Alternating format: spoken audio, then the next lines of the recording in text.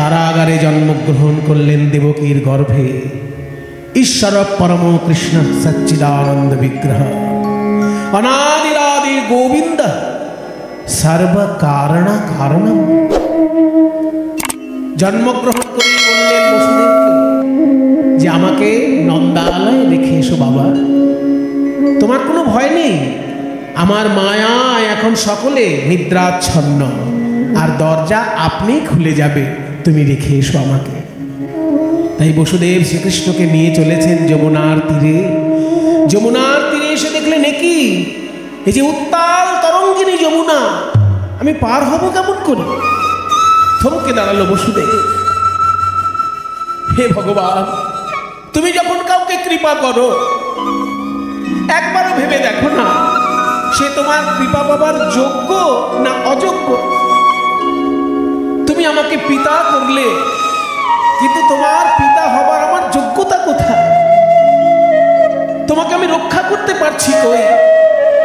এই যমুনা এখন আমি কেমন করে পার হব? ভক্ত যখন ব্যাকুল হয়ে যায়, তার ব্যাকুলতা দূর করার জন্য যোগ মায়া নেমে আসে।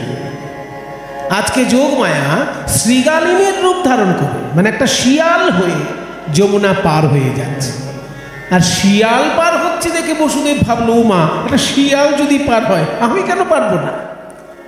যোগ মায়া কাত্তায়নী শ্রীগাল রূপ ধরে, যোগ মায়া কাত্তায়নী শ্রীগাল রূপ ধরে যমুনা পার হইয়া যায় অতি তরা করি, ওই যমুনা পার হইয়া যায় অতি তরা করি। বসুদেব মনে মনে ভাবে, আমি কেন পারবো না? আমি কেন পারবো না? শ্রীগাল যদি পার হয় আমি কেন পারবো না? শ্রীগাল যদি পার হয় আমি কেন পারবো না? শ্রীগালের পেছনে পেছনে বসুদেব চলেছে শ্রীকৃষ্ণকে নিয়ে। উপরে রয়েছে অনন্ত বাসুকী ছাতা ধরে, আর মাঝখানে যমুনার মাঝখানে যখনই এসে গেলেন, শ্রীকৃষ্ণ মনে মনে চিন্তা করলেন, আমি জন্মগ্রহণ করেছি ঠিকই, কিন্তু এখনো তো আমার স্নান করা হয়নি, আমাকে স্নান করতে হবে। এই ভেবে বসুদেবের কোল থেকে হাত পা মোড়াতে মোড়াতে যমুনার জলে ঝাঁপ দিলেন। আর যেই যমুনার জলে পড়েছে শ্রীকৃষ্ণ, যমুনা ভাবছে এত বছর পর আমার প্রাণনাথকে বুকে পেয়েছি, আমি তো ছাড়বো না। এই যমুনা কে? এই যমুনা হচ্ছে সেই গোলক ধামের অভিশপ্ত বিরজা নদী। সেই নদী রাধারানীর কাছে অভিশাপ পেয়েছিল, তাই জন্ম নিয়েছে যমুনা রূপে। এত বছর পর যখন গোবিন্দকে বুকে পেয়েছে যমুনা, বলছে আমি ছাড়িয়া নাহি কো দিব হে, আমি ছাড়িয়া নাহি কো দিব হে বোধ, ছাড়িয়া নাহি কো দিব হে বোধ, ছাড়িয়া নাহি কো দিব হে। হৃদয় মাঝারে পরাণ যেখানে, সেখানে লুকায়ে থবু। আমার হৃদয় মাঝারে পরাণ যেখানে, তোমায় সেখানে লুকায়ে থবো। আমার হৃদয়ের মাঝে যেখানে প্রাণ আছে সেইখানে তোমাকে লুকিয়ে রাখবো। কৃষ্ণ বলে, ওগো যমুনা,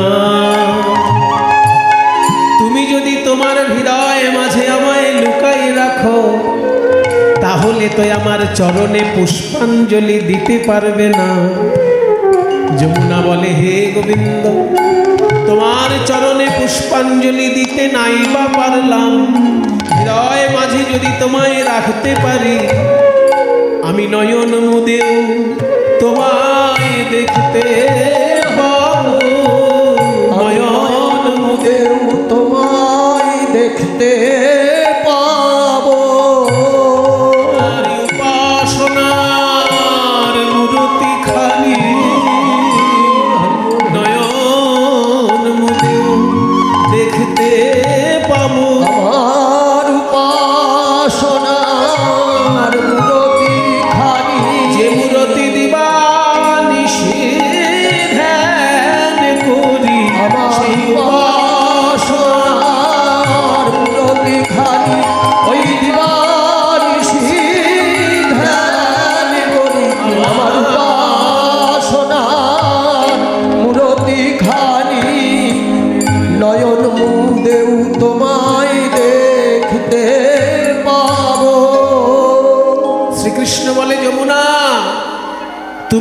তোমার হৃদয়ে আমায় লুকিয়ে রাখো, তুমি চোখ বন্ধ করলেই আমাকে দেখবে, কিন্তু তুমি তো একা দেখবে। আমার জন্য যে হাজার হাজার ভক্ত কাঁদবে, ওই কংসের অত্যাচারে মুনি ঋষি কাঁদবে, সেগুলো কি তোমার ভালো লাগবে? যমুনা বলে, না প্রভু, সে তো আমার ভালো লাগবে না। আমি তোমার পিতা বসুদেবের হাতে তোমায় ফিরিয়ে দিতে পারি, কিন্তু তুমি আমায় কথা দাও, তুমি যখন বৃন্দাবনেই যাবে, পরবর্তীকালে আমার এই যমুনার জলে এসে তুমি লীলা করবে, তখন আমার কি লাভ হবে? আমি ওই আমার জলে যুগল রূপ দেখতে পাবো, যুগল রূপ দেখতে পাবো, আমার যমুনার নীল জলে যুগল রূপ দেখতে পাবো, আমার যমুনার নীল জলে যুগল রূপ দেখতে পাবো। তাই হবে যমুনা, তাই হবে। আমি বৃন্দাবনে যাবার পর সখীগণকে নিয়ে এসে রাধা রানীকে সঙ্গে করে তোমার জলে যখন নৌকায় বিলাস করব এবং তারপর জলকেলি করব, তখন সখীগণ সঙ্গে করে রাধা কৃষ্ণের যুগল রূপ তুমি দেখতে পাবে। জয়তি জয়তি নামানন্দ রূপং মুরারে, विरमित निज धर्म ध्यान पूजादि जत्नम, सकृदपि परिगीतं मुक्तिदं प्राणिनां यत्, परममृतमेकं जीवनं भूषणं, परममृतमेकं जीवनं भूषणं मे, परममृतमेकं जीवनं भूषणं। जयति जननिवासो, जयति जननिवासो, जयति जननिवासो, जयति जननिवासो, जयति जननिवासो, देवकी जन्मवादो, यदुवर परिषत्स्वैर्दुर्भिरस्यन्न धर्मम्, स्थिरचर वृजनादनं सुस्मित श्रीमुखेन, ब्रजपुरवनितानां वर्धयन् कामदेवं, ब्रजपुरवनितानां वर्धयन् कामदेवं, ब्रजपुरवनितानां वर्धयन् कामदेवं, ब्रजपुरवनितानां वर्धयन् कामदेवं। जयति जननिवासो, जयति जननिवासो, जयति जननिवासो, जयति जननिवासो। জানি তাই উপস্থিত সকল গৌর গোবিন্দ অনুরাগী গোপালের চরণে শরণাপন্ন ভক্তবৃন্দ, সবার শ্রীচরণে আমার ভুলুণ্ঠিত প্রণাম। আজ আমরা সকলে সমবেত হয়েছি শ্রী গোপালের শুভ জন্মদিন উপলক্ষে। যে সংস্কৃত শ্লোকটা আমি এক্ষুনি সুরে তালে গাইলাম, এই সংস্কৃত শ্লোকটি শ্রীমদ্ ভাগবতের। আপনারা জানেন 18টা মহাপুরাণ আছে, তার মধ্যে শ্রীমদ্ ভাগবতকে সাহিত্যিক এবং দার্শনিক দৃষ্টিভঙ্গিতে সর্বশ্রেষ্ঠ আসন দেওয়া হয়। যদিও ঐতিহাসিক দিক থেকে প্রামাণ্য বেশি অন্যান্য পুরাণ আছে, কিন্তু শ্রীমদ্ ভাগবত সাহিত্যিক এবং দার্শনিক দিক থেকে সর্বশ্রেষ্ঠ গ্রন্থ। সেই শ্রীমদ্ ভাগবতে শ্রীকৃষ্ণের পরিচয় সম্পর্কে এই শ্লোকটি সম্পর্কে সনাতন গোস্বামী বলেছেন যে প্রতিদিন স্মরণ করা উচিত। তা আমাদের প্রতিদিন কাজের চাপে বাপ ঠাকুরদার নামই হয়তো ভুল হয়ে যাবে কোনোদিন। এই শ্লোক স্মরণ করা কি আর সবার হয়ে ওঠে? কিন্তু যারা পারেন তারা স্মরণ করেন। আমি আজকে একটু গাইছি এই শ্লোকটা, যেহেতু আজকে তার জন্মদিন। এই শ্লোকটার মধ্যে শ্রীকৃষ্ণের বলা যায় পূর্ণাঙ্গ পরিচয় আছে। আমি একটা একটা করে বলছি। জয়তি জননিবাসো, জয়তি মানে জয় হোক ভগবান শ্রীকৃষ্ণের। তিনি কেমন না জননিবাসো, জনের মধ্যে যিনি নিবাস করেছেন। জন শব্দের অর্থ এখানে আমরা জন শব্দটা বাঙালিরা আমরা মানুষের ক্ষেত্রে ব্যবহার করি, অন্যান্য জীবের ক্ষেত্রে ব্যবহার করি না। যেমন বলি গোপালের জন্মদিন উৎসবে কজন এসেছিল, কয়টি মানুষ এসেছিল, এটা বলা হয় না। ছাগল গরুর ক্ষেত্রে বলি কয়টি গরু এসেছিল, কয়টি ছাগল এসেছিল, কিন্তু মানুষের ক্ষেত্রে কজন মানুষ এসেছিল। আমরা বাঙালিরা জন শব্দটা মানুষের ক্ষেত্রেই প্রয়োগ করি, কিন্তু জন শব্দটার আসল অর্থ হলো জন্ম হয়েছে যার, সেই হলো জন। জনন থেকে জন শব্দটা মানে যে জন্মায়, সে মানুষও হতে পারে, পশু পাখি কীট পতঙ্গ বৃক্ষলতা সব হতে পারে, যাদেরই জন্ম আছে সেই হলো জন, অর্থাৎ জীব। তাহলে জয়তী জননিবাস মানে জীবের মধ্যে যিনি বাস করছেন, জীবের হৃদয়টাই যার নিবাস স্বরূপ। জয়তি জননিবাস, এটা তার প্রথম পরিচয়, যে প্রত্যেক জীবের মধ্যে তিনি বাস করছেন। তার দ্বিতীয় পরিচয় কি? দেবকী জন্মবাদ, দেবকীর গর্ভে জন্ম নিয়েছে বলে প্রবাদ। এই প্রবাদ শব্দটা জুড়ে দিল কেন রে বাবা? যদি পরিষ্কার বলতো যে দেবকীর গর্ভে জন্ম নিয়েছে, ঝামেলা মিটে যেত। আবার প্রবাদ বলাতে তো একটা সন্দেহ থেকে যাচ্ছে, খিঁচ ধরিয়ে দিল। আমি আগেই বলেছি শ্রীমদ্ ভাগবত যেহেতু দার্শনিক গ্রন্থ, সেই জন্য দর্শনের দিকটা তার পরিষ্কার রাখছে। বলছে আমি বলবো না দেবকীর গর্ভে তার জন্ম, আমি বলবো দেবকীর গর্ভে জন্ম বলে প্রবাদ।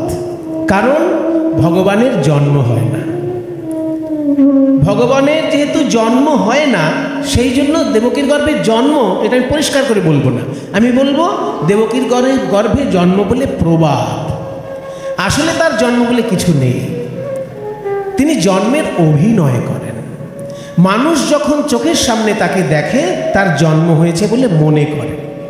যেমন সূর্য আকাশে আছে, কিন্তু আমরা ভোরবেলায় যখন দেখতে পাই সূর্যকে, তখন বলি সূর্য উদয় হয়েছে। ঠিক তেমনি ভগবান আগে থেকেই আছেন, তিনি যখন দেবকীর গর্ভের মাধ্যমে প্রকাশিত হলেন, তখন আমরা তাকে আবির্ভাব বলছি। ওই জন্য ভগবানের জন্ম হয় না, তার আবির্ভাব হয়। সেই জন্য ভাগবত বলছে আমার দার্শনিক দিকটা আমি পরিষ্কার রাখবো, বলবো না তার জন্ম, তাহলে অন্য মানুষের সঙ্গে গুলিয়ে ফেলবে। তাই বলছি দেবকীর গর্ভে জন্ম বলে প্রবাদ। আসলে তার জন্ম নাই, কিন্তু তিনি জন্মলীলার অভিনয় করেন, যাতে ভক্তগণ সেই লীলারস আস্বাদন করে সুখ পান। সেই জন্য জন্মলীলার অভিনয় আছে তার, কিন্তু তার আসলে জন্ম নেই। যেমন সূর্য, জয়তি জননিবাসো দেবকী জন্মবাদ। এবার পরিচয় কি? যদুবর পরিষদ, যদুবংশের মধ্যে সর্বশ্রেষ্ঠ আসনের অধিকারী তিনি। স্বৈর দৌর্ভি, নিজের হাত দিয়ে, স্বৈর মানে নিজের দৌর্ভি মানে হাত দিয়ে, স্বৈর দৌর্ভি অশ্বন মানে নিরসন করে চলেছেন অধর্মকে। যদুবর পরিষদ স্বৈর দৌর্ভিরস্যন্ন ধর্ম, নিজের হাত দিয়ে যিনি অধর্মকে দূর করে চলেছেন সেই হচ্ছেন কৃষ্ণ। তার ব্যক্তিগত স্বার্থ থেকেও সমষ্টিগত প্রয়োজনটা বেশি। এই যে যুদ্ধ বিগ্রহ যতগুলো তিনি বাঁধিয়েছেন, তার মধ্যে তার ব্যক্তিগত স্বার্থ খুবই কম। কৌরব পাণ্ডবের লড়াই হবে, কৃষ্ণের তাতে কি লাভ? কৃষ্ণের সেখানে কোনো ব্যক্তিগত লাভ আছে? কৃষ্ণ কি 100 বিঘে জমি পেয়েছে তাদের থেকে? কৃষ্ণ তো সব কিছু ছেড়ে দিয়ে দ্বারকায় চলে গেল। তাহলে 100 বিঘে জমিও পেল না, আর 1 কোটি টাকাও পেল না। তাহলে কেন যুদ্ধটার মধ্যে থাকলো? সে থাকলো এই জন্য যে পাণ্ডবরা দুর্বল আর কৌরবরা শক্তিশালী, কিন্তু কৌরবরা অন্যায় করছে, পাণ্ডবরা ন্যায়ের পথে আছে। তাই বুদ্ধি করে কূট কৌশল অবলম্বন করে দরকার হলেও পাণ্ডবদেরকে জেতাতে হবে, কারণ তারা ন্যায়ের পথে আছে আর কৌরবরা অন্যায়ের পথে আছে। সেই জন্য ধর্ম সংস্থাপনার্থায় উনি একটু আগেই বলেছেন, আমাদের কাকাবাবু একটু আগেই বলেছেন ভগবান কেন নেমে আসেন। यदा यदा हि धर्मस्य ग्लानिर्भवति, যখনই ধর্মের গ্লানি হয়। ভারত মানে হে ভারত, এখানে ভারত কিন্তু ইন্ডিয়া নয়, এখানে ভারত শব্দের অর্থ ইন্ডিয়া নয়। ভরত বংশে জন্ম বলে অর্জুনকে বলা হচ্ছে ভারত। হে ভারত মানে হে অর্জুন, যখনই ধর্মের মধ্যে গ্লানি নেমে আসে, यदा यदा हि धर्मस्य ग्लानिर्भवति ভারত, এবং অভ্যুত্থানম অধর্মস্য, অধর্মের যখন অভ্যুত্থান হয়, তখন আত্মানম নিজেকে সৃজাম্যহম সৃষ্টি করে। নিজেকে সৃষ্টি করি, কারণ ভগবানকে কেউ অন্যজন সৃষ্টি করতে পারে না, ভগবান নিজেকেই নিজে সৃষ্টি করেন। ওই যে বললাম জন্মলীলার অভিনয় করেন, আত্মানম সৃজাম্যহম, মানে নিজেকেই সৃষ্টি করে। কেন না পরিত্রাণায় সাধুনাম, সাধুদেরকে পরিত্রাণ করার জন্য। এখানে সাধু ও শব্দের ব্যাখ্যা আছে। সাধু মানেই আমাদের ধারণা মোটা মালা থাকবে, মোটা তিলক থাকবে, রং বেরঙের পোশাক থাকবে, ওটা সাধুর একটা রূপ। কিন্তু সাধুর আসল রূপ হলো সে জনগণের কল্যাণমূলক কোনো কাজের সঙ্গে যুক্ত আছে কিনা। কল্যাণমূলক কাজের সাধনা যেই করছে সে সাধু। তার তুলসী মালা নাও থাকতে পারে, কপালে তিলক নাও থাকতে পারে, জনকল্যাণের সঙ্গে সে যুক্ত আছে কিনা। জীবের কল্যাণমূলক যে কাজ, সেই কাজের সঙ্গে যারা সাধনায় যুক্ত থাকেন এবং নিজের আধ্যাত্মিক উন্নতির সাধনায় যারা যুক্ত থাকেন তাকে বলে সাধক। বহুজন হিতায় আত্মনা, মুক্তি অর্থ নিজের মুক্তির জন্য এবং তার সঙ্গে বহুজনের হিত যাতে হয়, এই কাজে যারা যুক্ত থাকে তারাই সাধক। তার গলায় মালা থাক বা না থাক, থাকলে ভালো, না থাকলেও কিছু যায় আসে না। এইরকম সাধুদের উপর যখন অন্যায় অত্যাচার নেমে আসে, সাধকদের উপর যখন অন্যায় অত্যাচার নেমে আসে, তখন ভগবান নেমে আসেন পরিত্রাণায় সাধুনা বিনাশায় চ দুষ্কৃতা, দুষ্কৃতীদেরকে বিনাশ করার জন্য এবং ধর্ম সংস্থাপনার্থ। ধর্ম শব্দের অর্থ হচ্ছে দায়িত্ববোধ। শিক্ষক ঠিক করে শিক্ষকতা করবেন, ডাক্তার ঠিক করে চিকিৎসা করবেন, যে যে কাজের সঙ্গে যুক্ত, যে যে সেবার সঙ্গে যুক্ত, সেই সেবার প্রতি দায়িত্ববোধটাই ধর্ম। সেটা যখন নড়ে চড়ে যায়, ভগবান সে সমাজ আবার ঠিক করে দেন। তাই ধর্ম প্রতিষ্ঠা করার জন্য আমি নেমে আসি। সংস্থাপনার্থায়, ধর্ম সংস্থাপনার্থায়। তাই ভগবান শ্রীকৃষ্ণ অধর্মকে দূর করেছেন নিজের হাত দিয়ে যেখানে দরকার হয়েছে। ভগবান শ্রীকৃষ্ণ বাংলাতেও এসেছেন, কিন্তু বাংলার উপর দিক দিয়ে চলে গেছেন, মানে নর্থ। বাংলার যে উপর দিকটা, ওই দিক থেকে চলে গেছেন আসামে। আসামে যখন খুব ভয়ঙ্করভাবে দৈত্য দানবের কাজ করছিল, সেই সময় আসামে ভগবান শ্রীকৃষ্ণ এসেছিলেন। তিনি আসামে এসে সেই রাজ্যকে প্রতিষ্ঠা করে দিয়ে আবার শান্তি শৃঙ্খলা বজায় রেখে আবার ফিরে চললেন দ্বারকায়। তাই শ্রীকৃষ্ণ আবার আমাদের বাংলায় তখন একজন কৃষ্ণের জন্ম হয়েছিল, তার নাম হলো বাসুদেব, মানে পুণ্ড্রদেশ। পুণ্ড্রদেশ মানে বুঝতে পারছেন, শিলিগুড়ি জলপাইগুড়ি ওই এলাকাটা। সেই পুণ্ড্রদেশে জন্ম নিয়েছিল বলে তার নাম ছিল পৌণ্ড্র বাসুদেব। সে আবার দাবি করেছিল মথুরার কৃষ্ণ আবার কি ভগবান, আমিই ভগবান। এই বলে অনেক অন্যায় অত্যাচার শুরু করেছিল। তারপরে সেই পৌণ্ড্র বাসুদেবকে শ্রীকৃষ্ণ এসে যুদ্ধে পরাজিত করেছিলেন। বেনারসে সেই যুদ্ধটা হয়েছিল। কাজে যেখানে যেখানে অন্যায় হয়েছে, সে বাংলা হোক, আসাম হোক, আর মথুরা হোক, যেখানে হোক। বিহারে তখন জরাসন্ধের পরাক্রম চলছে, বিহারে তখন জরাসন্ধের পরাক্রম চলছে, আর উড়িষ্যায় তখন শিশুপালের পরাক্রম চলছে। উড়িষ্যায় তখন অত্যাচার করছে শিশুপাল, বিহারে অত্যাচার করছে জরাসন্ধ। এই সব জায়গায় তিনি শান্তি প্রতিষ্ঠা করেছেন। তাই হাত দিয়ে অস্যান্ন ধর্মম, অধর্মকে তিনি দূর করেছেন। জয়তি জননী বাসুদেবকী জন্মবাদ যদুবর পরিষদ সৈর দুর্ভেদ্যসন্ন ধর্ম। এই পর্যন্ত বলা হলো। এবার দ্বিতীয় লাইন, স্থির চর বৃজিনাঘ্নম। স্থির চর বৃজিনাঘ্নম। স্থির মানে স্থাবর, চর মানে চলনশীল। এই দুরকমের জীব হয়, মানে আমরা যারা চলাফেরা করছি আমরা স্থাবর, আর গাছপালা তারা বেঁচে আছে কিন্তু চলাফেরা করছে না, তারা হচ্ছে স্থাবর। আমরা জঙ্গম আর গাছপালা হচ্ছে স্থাবর। আমরা জঙ্গম, গাছপালা স্থাবর। এই স্থাবর এবং জঙ্গম উভয় প্রকার জীবেরই তিনি মঙ্গল করেন। স্থির চর বৃজিনাঘ্নম সুস্মিত শ্রীমুখে। এতক্ষণ যা বলা হলো সব বাহ্যিক পরিচয় বলা হলো। এবার তার একটা রসের দিক আছে, সেটাও ভাগবত গোপন রাখছে না।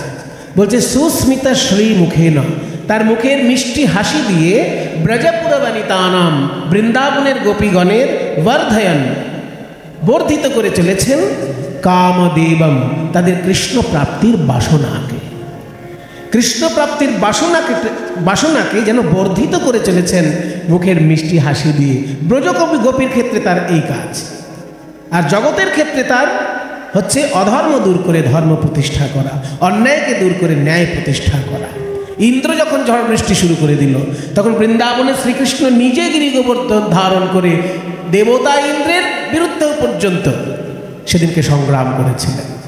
তাই শ্রীকৃষ্ণের পরিপূর্ণ পরিচয় এই শ্লোকটি শ্রীমদ্ ভাগবতের।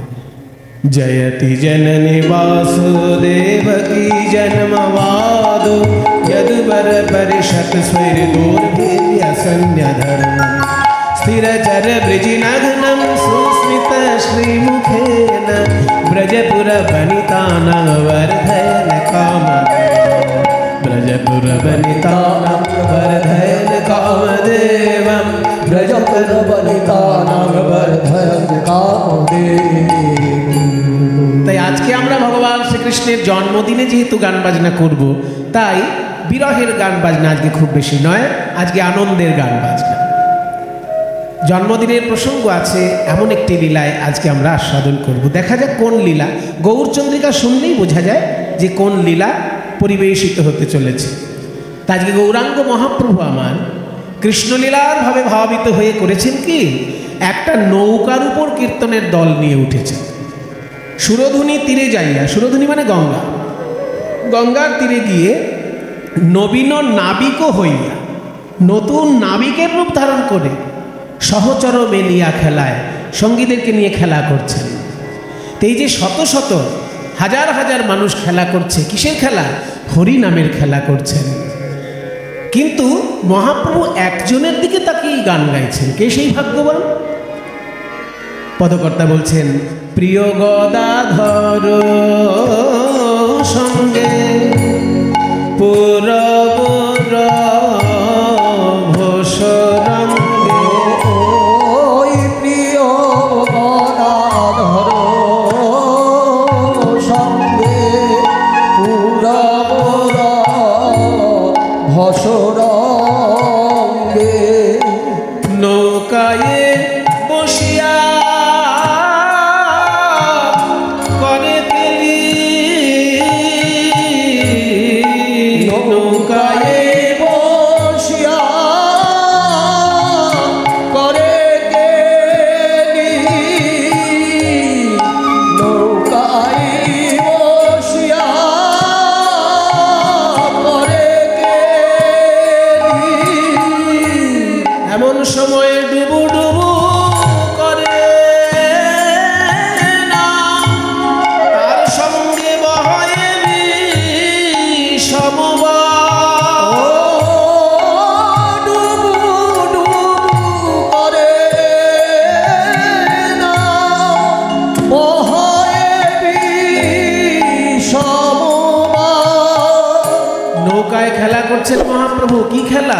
খেলে হরি নামে খেলা, হরি নামের খেলা, সনে সচি দুলালা, খেলে হরি নামের খেলা। ওই ভক্ত সনে সতী দুলালা, খেলে হরি নামের খেলা, ভক্ত সনে সতী দুলালা, হরি বলায় আর বাহু তোলা, ভক্ত সনে সতী দুলালা, হরি বলয়ার বাহু তোলা, ভক্ত সনে সতী দুলালা, হরি বলয়ার বাহু তোলা, ভক্ত সনে সতী দুলালা, হরি বলয়ার বাহু তোলা, ভক্ত সনে সতী দুলালা, হরি বলয়ার বাহু তোলা। খেলে হরি নামের খেলা, সহচর মেলিয়া খেলায় গো,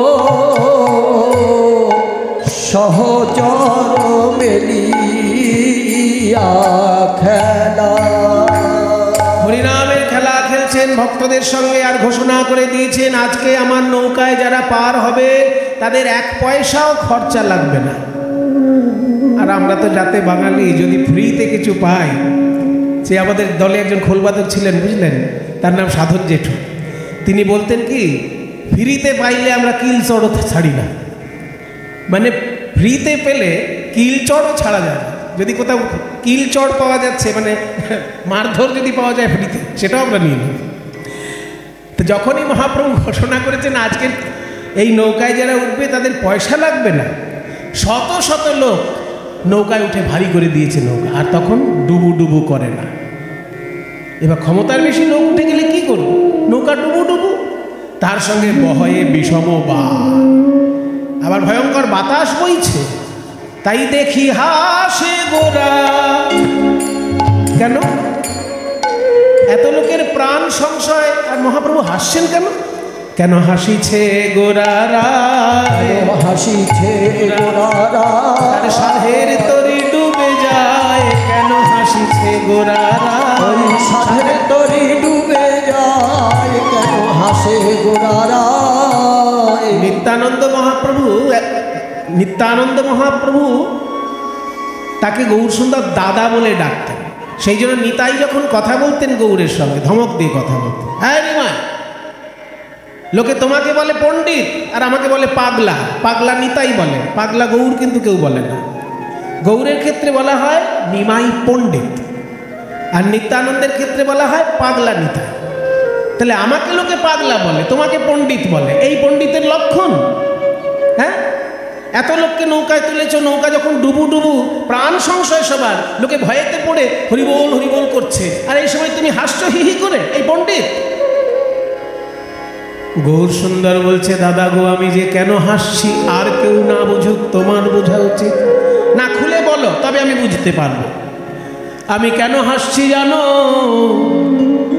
এই আজকে যারা প্রাণের ভয়ে হাত তুলে হরিবোল বলছে, আমি একদিন নিজে এদের ঘরে ঘরে গিয়েছিলাম, বলেছিলাম, ওরে কলিজীব, একবার বদন ভরে হরিবল।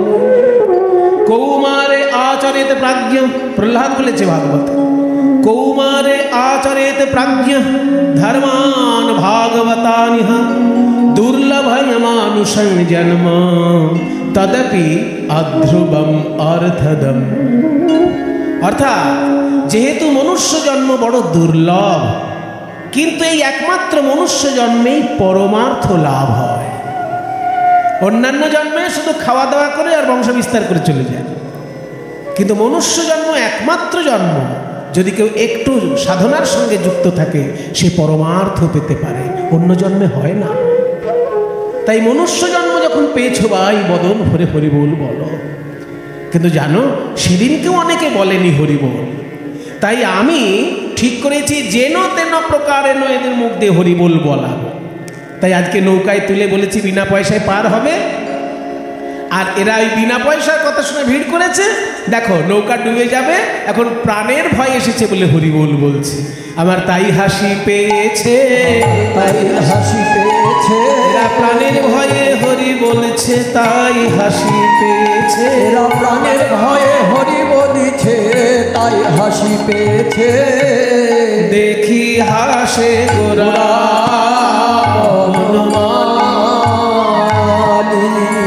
চোখের সামনে যদি কোনো নৌকা ডুবে যায়, তাহলে যারা দূরে থাকে, নদীর পাড়ে থাকে, তারা কি করে?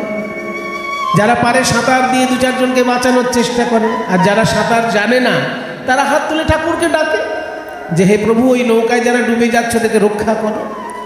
ঠিক তেমনি গঙ্গার দুই পাড়ে হাজার হাজার মানুষ তখন হরিবোল হরিবোল বলছে, ওই নৌকায় যারা ডুবে যাচ্ছে তারা যাতে ডুবে না যায় সেই প্রার্থনায়। ঘন ঘন হরিবোল কেহ করে উত্তর, ঘন হরিবোল কেহ করে উত্তর। কুলে নদী আর লোক দেখে, কুলে নদী আর লোক দেখে। মহাভুবন মোহন নাইয়া দেখি আমি বশ হইয়া, ভুবন মোহন নাইয়া দেখি আমি বশ হইয়া। যুবতী ভুলিল লাখে লাখে, যুবতী ভুলিল লাখে লাখে।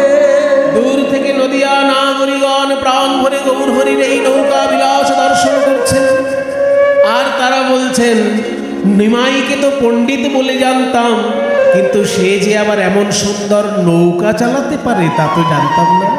আমরা এমন নাবিক দেখি না, আমরা এমন নাবিক দেখি না। জনমিয়ে নবদ্বীপে এমন নাবিক দেখি না, ওই জনমিয়ে নবদ্বীপে এমন নাবিক এমন নাবিক আছে বলেও শুনি নাই, এমন নাবিক আছে বলেও শুনি নাই, যার নাম নিলেই পার হয়। শুনি নাই, নাম নিলে এমন নাবিক আছে বলেও শুনি নাই, নাম নিলে এমন নাবিক আছে বলেও শুনি নাই, নাম নিলেই পার হয়। এমন নাবিক দেখি নাই। যুবতী ভুলিল লাখে লাখে, যুবতী ভুলিল লাখে লাখে। জগজনচিত চোর গৌর সুন্দরম, জগজনচিত চোর গৌর সুন্দরম। যা করে তাহাই পরতে কো, করে তাহাই পরতে খো। মানে যা করে তাহাই পরতেখ। পরতেখ মানে প্রত্যক্ষ। এমন নয় যে চৈতন্য মহাপ্রভু 500 বছর আগেই শুধু নৌকায় হরিনাম করে সকলকে উদ্ধার করেছেন, তা নয়। এখনো যেখানে হরিনাম হচ্ছে জানতে হবে চৈতন্য মহাপ্রভুর ইচ্ছা সেখানে পূর্ণ হচ্ছে। হরিনামের দ্বারা জগতের কল্যাণ হচ্ছে, উদ্ধার হচ্ছে, এখনো তারই লীলা হচ্ছে। অদ্যাপিহ সেই লীলা করে গোরারায়, কোন কোন ভাগ্যবানে দেখিবারে পায়। লীলায় আজও তো ঘটে ভাই, আজও তো ঘটে ভাই, লীলা করে নদের নিমাই আজও তো ঘটে ভাই। লীলা করে নদের নিমাই আজও তো ঘটে ভাই, লীলা করে নদের নিমাই ভাগ্যবানে দেখতে যেই পায়। যেই লীলা করে নদের নিমাই ভাগ্যবানে, যেই যেই লীলা করে নদের নিমাই ভাগ্যবানে, যেই যেই লীলা করে নদের নিমাই ভাগ্যবানে ঘটে ভাই। যা করে তাহাই পরতে খো। কহে দিন রামানন্দে হেন আনন্দ আর কন্দে, কহে দিন রামানন্দে হেন আনন্দ কন্দে। ভাগ্যবান পদকর্তা রামানন্দ তিনি বলছেন মহাপ্রভু নৌকায় বিহার করে জগতের মঙ্গল করছেন হরি সংকীর্তনের মাধ্যমে। কিন্তু আমার দুর্ভাগ্য ভাই, আমি মিছে মায়ার বন্ধনে পড়ে রইলাম, ওই নৌকায় তো আমি উঠতে পারলাম না। বঞ্চিত রহিনু মুই একরে, আহা বঞ্চিত রহিনু মুই একরে।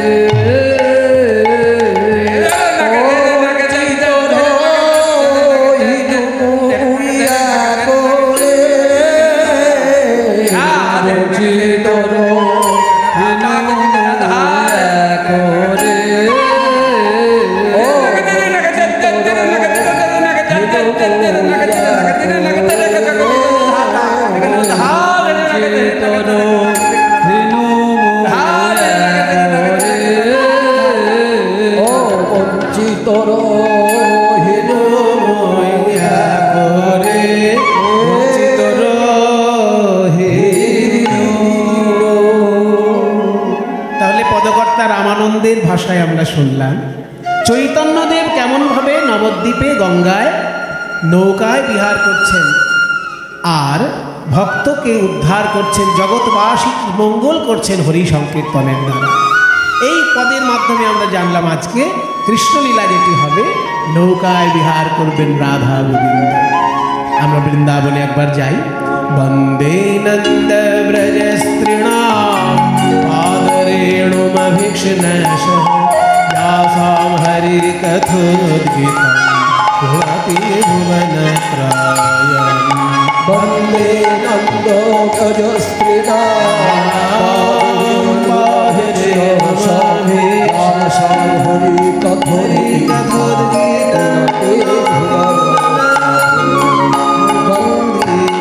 নয়ন ভরি হ্যারো হরি নয়ন ভরি গোপী বল্লভ রাধা মদন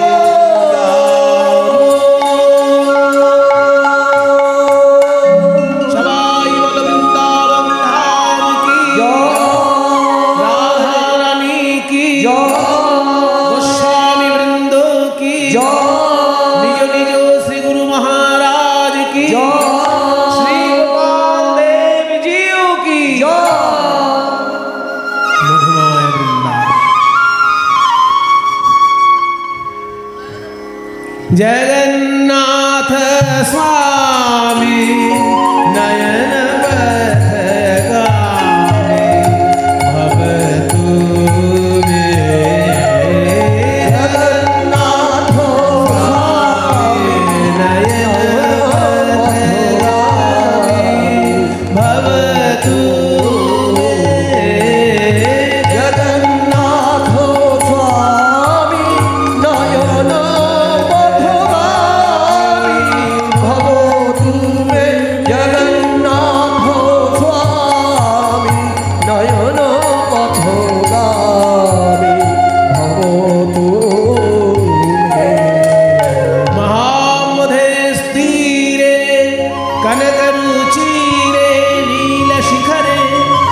वसन् प्रासादान्तः सहजबलभद्रेण बलिना सुभद्रा मध्यस्थो सकलदेव सेवावसरदो जगन्नाथ स्वामी नयन पथगामी भवतु मे जगन्नाथ स्वामी नयन पथगामी भवतु मे।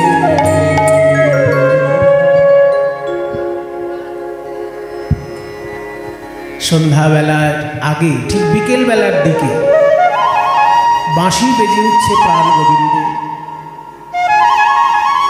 আসলে এই বাঁশি বাজাচ্ছেন সখাদের সঙ্গে, কিন্তু এইবার প্রাণ গোবিন্দের মনে হলো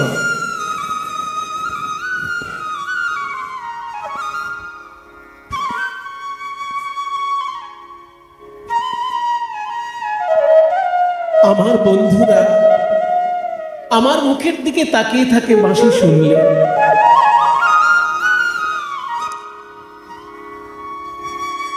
কিন্তু এই বাঁশি শোনার জন্য আর একজন যে ঘরের কোণে বসে কাঁদছে, তাকে আমি সামনে নিয়ে এসে কেমন করে বাঁশি শোনাবো? তাই শ্রীরাম সুরাম বন্ধুকে বলছে, বন্ধু তুই একটু গরু বাছুর সামলা, আমি একটু যমুনার তীরে ঘুরে আসি।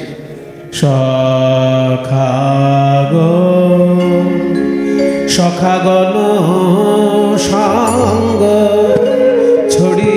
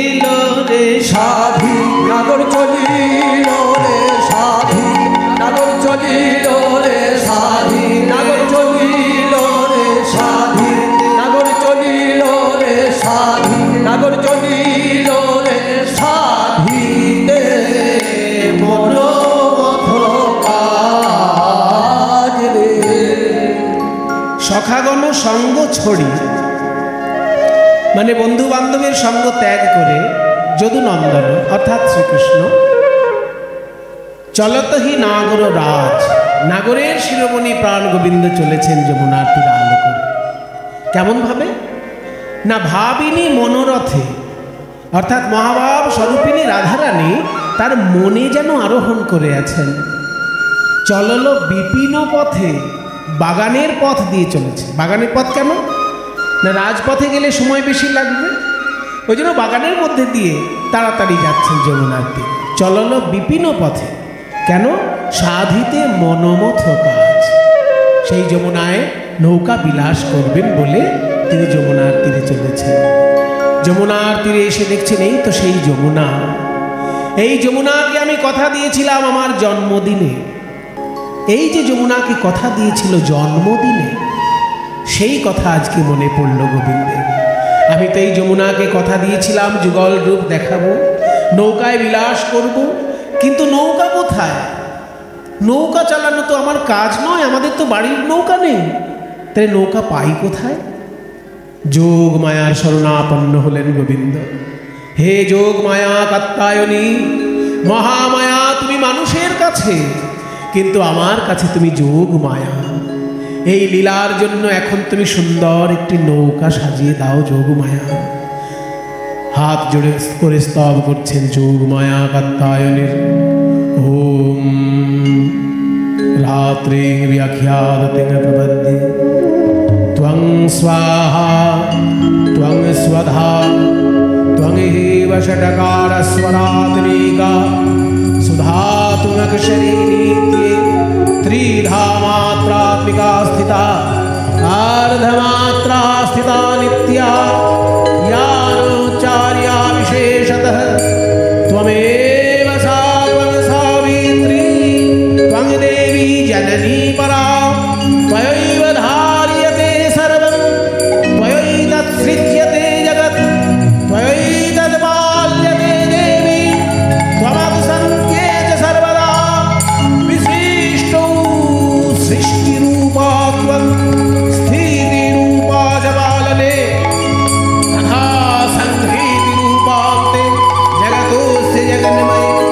महाविद्या महामाया महामेधा महास्मृति महामोहा च भवति महादेवी महाशुली प्रकृतिस्त्वं हि सर्वस्य गुणत्रय विभासिनी कालरात्रि महारात्रि मोहरात्रि त्वं श्री त्वमीश्वरी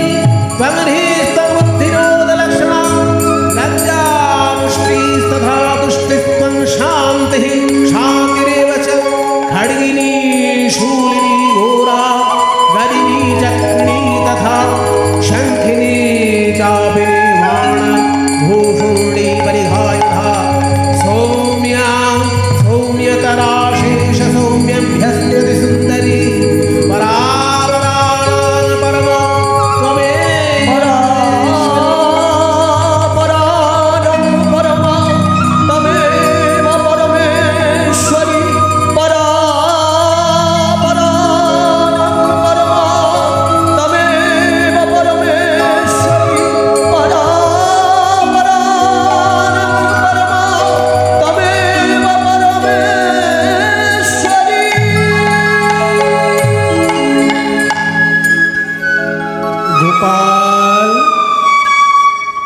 বলো আমি তোমার কি সেবা করতে পারি?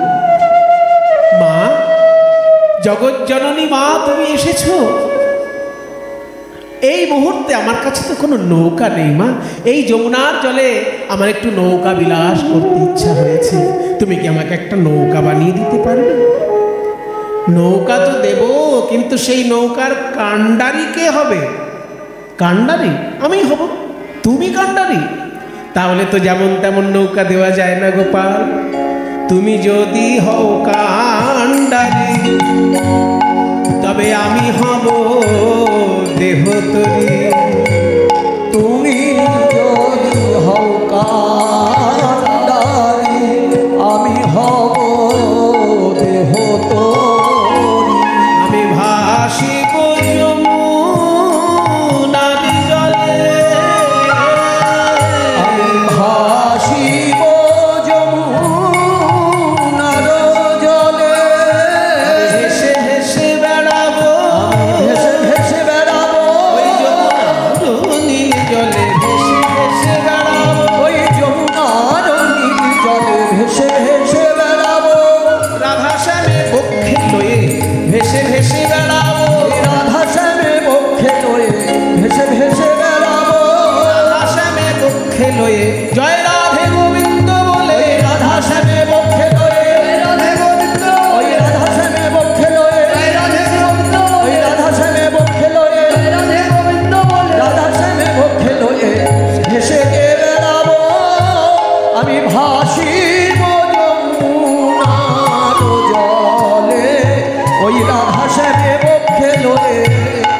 ভাসি গো যমুনার জলে। গোপাল যদি কান্ডারি হয় তাহলে আমি তত্ত্ব দিয়ে নৌকা বানিয়ে দেব। তত্ত্ব দিয়ে নৌকা কেমন করে বানিয়ে দিচ্ছেন? নৌকা বানাতে গেলে প্রথমে ঠিক করতে হয় নৌকার মাথা দুটো, কারণ মাথায় যদি হিসেবে গন্ডগোল হয়ে যায় সারা জীবন নৌকা বেঁকে বেঁকে চলবে। তাই মাথা দুটো আগে ঠিকঠাক করে তৈরি করতে হয়। এই মাথা দুটোকে নৌকার ভাষায় বলে গলুই। তাহলে গলুই যদি নৌকার দুটো মাথা হয়, তত্ত্বের দিকে গলুই কোনটা? বিবেক বৈরাগ্য দিয়া গলুই গড়িল, ওই বিবেক বৈরাগ্য দিয়া দুগলই গড়িল। বিবেক বৈরাগ্য দিয়া দুটো গলুই গড়িল। একটা মাথার নাম বিবেক আর একটা মাথার নাম বৈরাগ্য। দেখুন, এই দুটো জিনিস হচ্ছে একদম সাধনা জগতের খুব মৌলিক বিষয়। বিবেক কাকে বলে? শঙ্করাচার্যপাদ বলেছেন যে নিত্যানিত্য বস্তু বিচার বিবেক।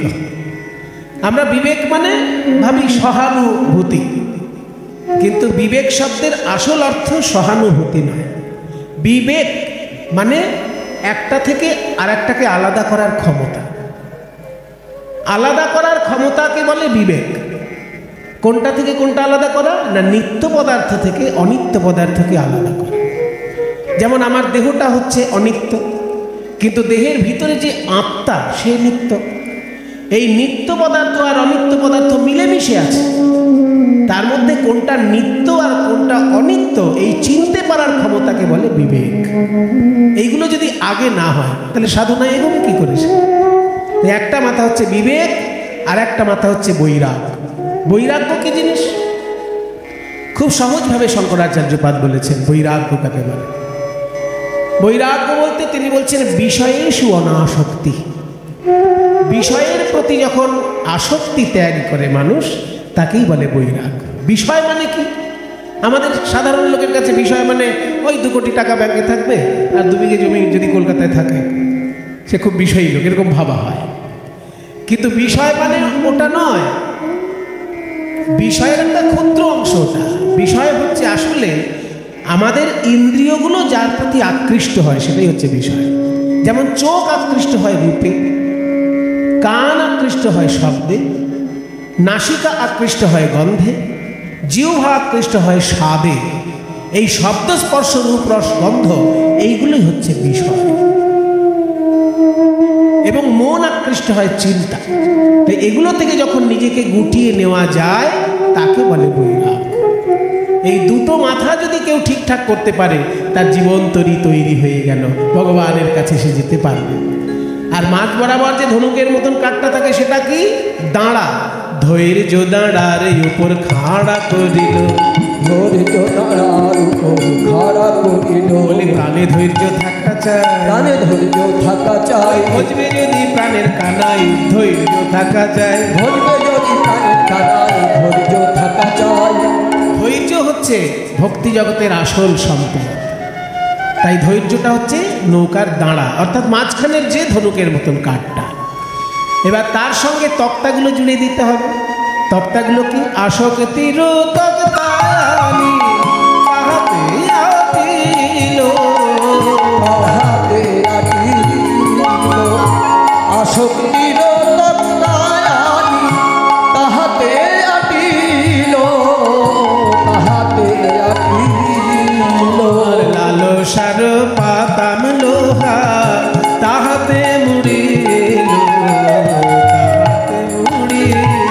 আর লালসার পাতাম লোহা তাহাতে মুড়িল, তাহাতে মুড়িল। আসক্তিরূপী তক্তা এবং লালসারূপী পাতাম লোহা দিয়ে নৌকার মোটামুটি খোলটি তৈরি হয়েছে। এবার নৌকার উপর বসতে গেলে তো পাটাতন চাই।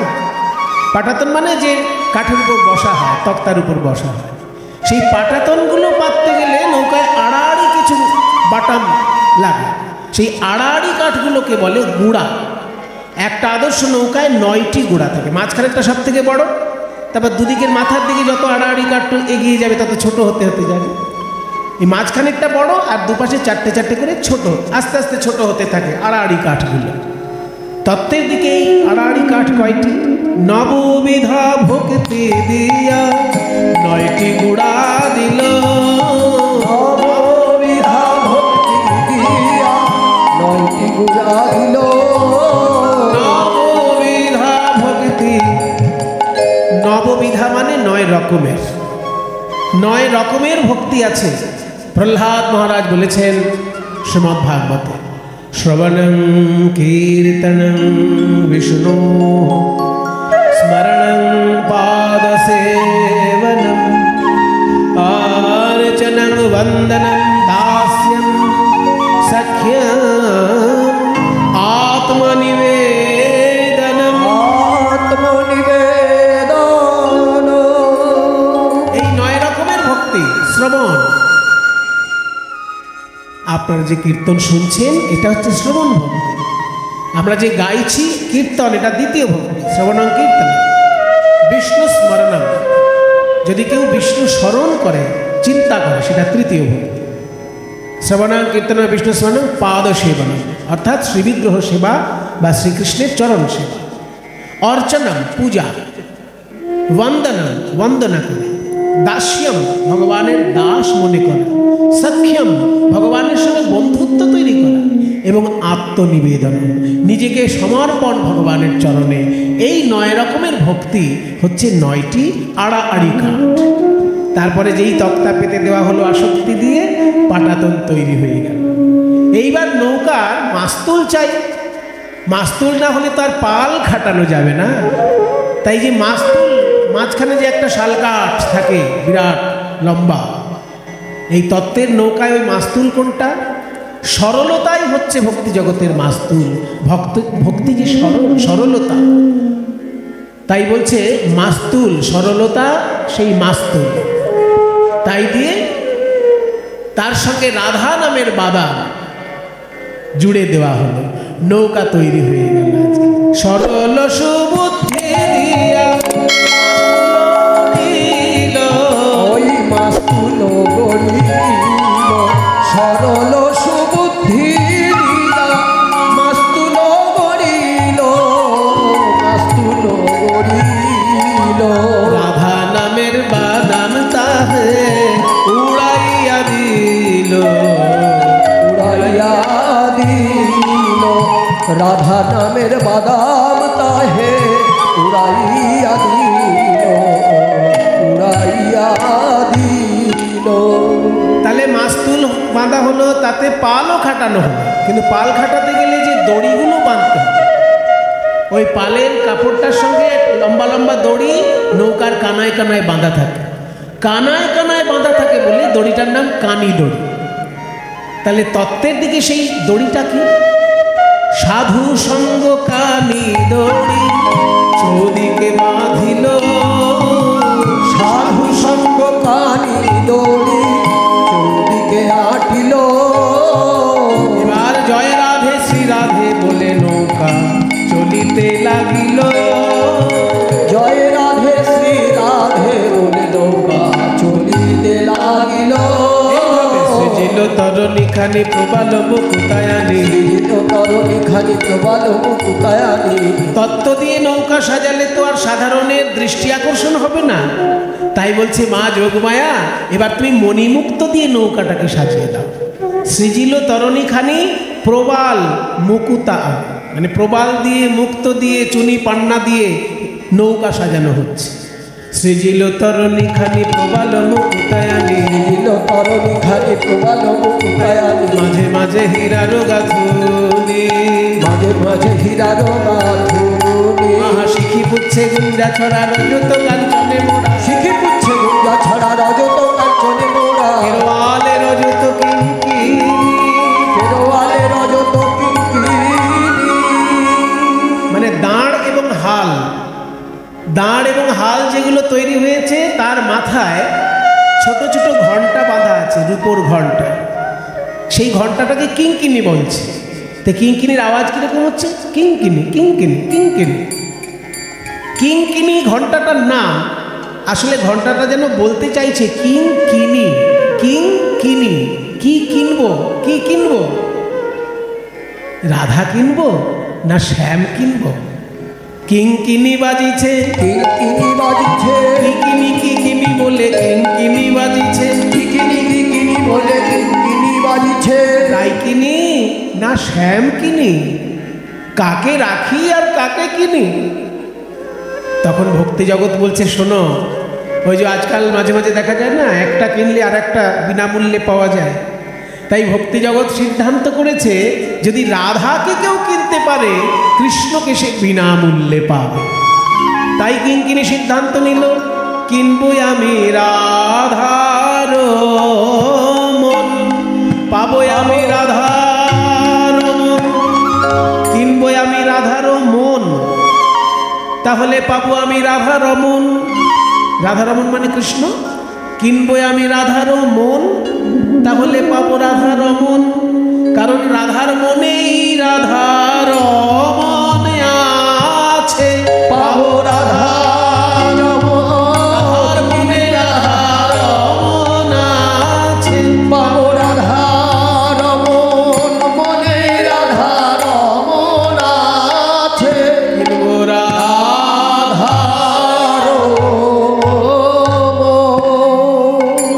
সুন্দরভাবে নৌকাটি সাজানো হয়েছে। এইবার প্রাণ গোবিন্দ বংশীধ্বনি করছেন।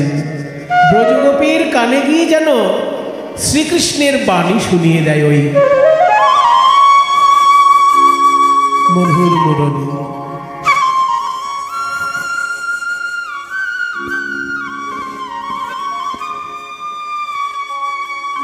বাজ রে বাঁশি, এমন ভাবে বাজ যেন আমার রায় ধ্বনি উন্মাদিনী হয়ে ছুটে আসে এই যমুনার তীরে। বাজ রে বাঁশি আমার সাথের মুরলী। চতুরের শিরোমণি কান,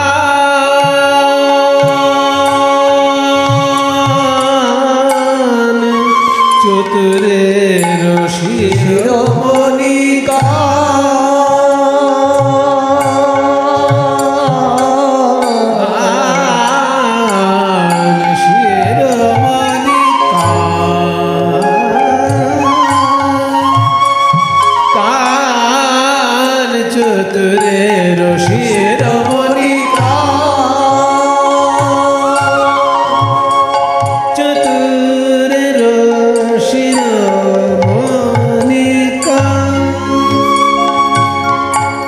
করলেন গোবিন্দ?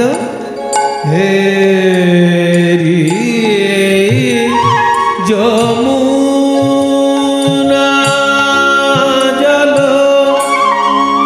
শ্যামের মন মথ,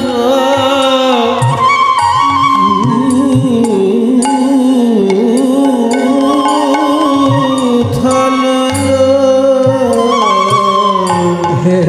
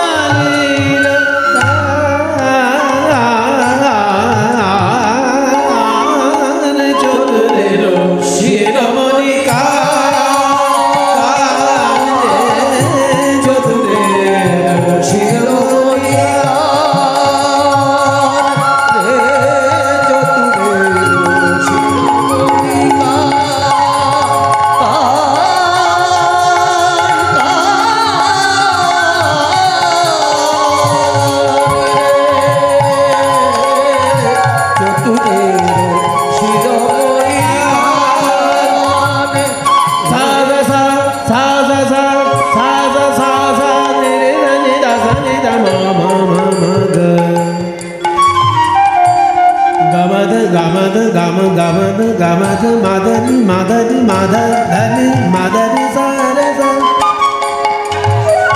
সারে রে দানি মাধা মাগা নি নি নি নি ধা মাগা দা দা দা দা মাগা মা মা মা রে সা সারে রে সা গা গা মাগা গা গামা ধানি সারে রে সাদা নি মা দা গা চতুরে রো শিরোমণি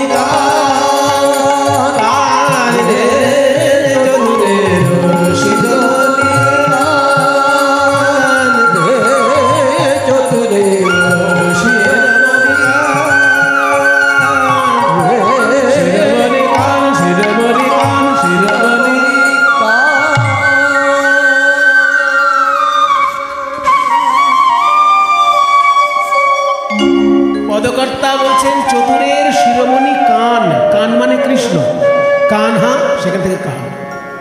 হেরি যমুনা যেন জল মনোমথ উথল পুরল মুরলি নিশান। যখনই বাঁশি বাজিয়েছেন প্রাণ গোবিন্দ, রাধারানী ওই বাঁশি শুনে উন্মাদিনী হয়ে উঠলেন।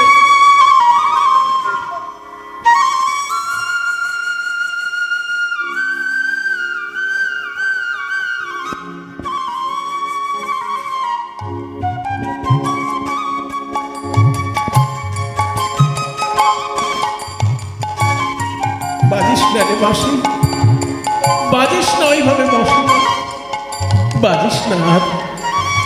ব্যাকুল হয়েছে রাই ধনির মন। আর সেই সময় এসে দাঁড়ালেন যোগ মায়ার আর এক রূপ বড়ি মায়। বৃন্দাবনের সব থেকে বয়স্ক তিনি, তাই সবাই তাকে খুব মানে। রাধারানীর সঙ্গে তার নাতি নাতনির সম্পর্ক, তাই বলছে ও নাতনি এত দুঃখ কিসের, কাঁদছিস কেন? ও বুড়িমা, কেমন করে আমি প্রাণনাথকে পাই একবার বলে দাও। আচ্ছা, তোর ওই প্রাণ গোবিন্দের কথা মনে পড়েছে? যমুনায় আজকে বাঁশি বাজাচ্ছে নৌকা সাজিয়ে নিয়ে, তোর জন্য অপেক্ষা করছে ওই রসের নাগর। দাঁড়া, তোর জন্য তোর শাশুড়ির কাছ থেকে অনুমতি নিয়ে আস। তাই শাশুড়ির কাছে এসেছে। জটিলা, জটিলা হচ্ছে রাধারানীর শাশুড়ি। জটিলে, বলো মা। বলছি বড়লোকের মেয়ে অর্থাৎ রাজকন্যা রাধাকে বৌমা করে বানিয়ে বাড়িতে এনেছিস, এই ভাঙা ঘরে রাখবি বলে? কি করব বুড়িমা? কি করবি মানে? পয়সা কোথায় থাকে জানিস না? শাস্ত্র কি বলেছে পয়সা কোথায় থাকে? শাস্ত্র বলছে পয়সা কোথায় থাকে জানো? বাণিজ্যে বসতে লক্ষ্মী। পয়সা তিন জায়গায় থাকে আর এক জায়গায় থাকে না। তিনটে জায়গা বলছে শাস্ত্র। বাণিজ্যে বসতে লক্ষ্মী, বাণিজ্যে লক্ষ্মী বাস করে। তদর্ধং কৃষি কর্মণি, তার অর্ধেকটা বাস করে চাষবাসে। মানে লক্ষ্মী সব থেকে বেশি পাওয়া যায় ব্যবসায়। সত্যি কথা, ব্যবসায়ীদের মতন বড় লোক তার সবাই হবে না, তাই ব্যবসায় সব থেকে বেশি লক্ষ্মী থাকে। দ্বিতীয় তদর্ধম, তার অর্ধেকটা কৃষিকর্মণি, চাষবাসে থাকে। এখনকার দিনে তো আবার চাষবাসের একটা সুবিধে আছে, চাষবাসের যদি ফসল পান সেটার জন্য ট্যাক্স দিতে হবে না। বিজনেস করলে তবু ট্যাক্স দিতে হবে, কিন্তু চাষবাসের ফসল তুললে ট্যাক্স দিতে হবে না। কাজেই লক্ষ্মী কোথায় কোথায় থাকে? ব্যবসায় থাকে লক্ষ্মী, চাষবাসে থাকে তার অর্ধেক লক্ষ্মী। আর তদর্থম রাজ সেবায়াম, যদি রাজকর্মচারী কেউ থাকে তাদেরও পকেটে দুটো পয়সা থাকে। হ্যাঁ, কিন্তু ভিক্ষায়াং নৈব নৈব, ভিক্ষা যেন কেউ না করে।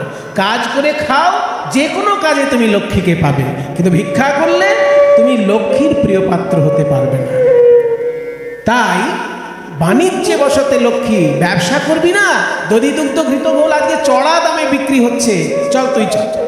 জটিলা বলে আমি বুড়ি মানুষ, আমি কি যেতে পারি? বলে তাহলে তোর মেয়েকে পাঠা। বলে বাবা আমার মেয়ের নাম কুটিলা, ওর নাম যেমন স্বভাবও তেমন। ও যদি হাটে যায়, যে ঝগড়া জানে না তাকে ঝগড়া শিখিয়ে দিয়ে বাড়িতে আসবে। বলবো এত ঝগড়াটি মেয়ে তো, তা তো ছেলেকে পাঠা। বলে ছেলে আমার সবসময় মা কালীর মন্দিরে বসে থাকে, কোথাও যেতে চায় না। বলে তোদের ঘরে কি কেউ নেই ব্যবসায় যাবার মতো? একজন আছে বুড়িমা, আমাদের বৌমা আছে। বলে তাহলে তোর বৌমাকেই দে, তাকে নিয়ে ব্যবসা করে আনি, যা লাভ হবে সব তুই পাবি। তাই রাধারানীকে অনুমতি নিয়ে চলেছেন বুড়িমা।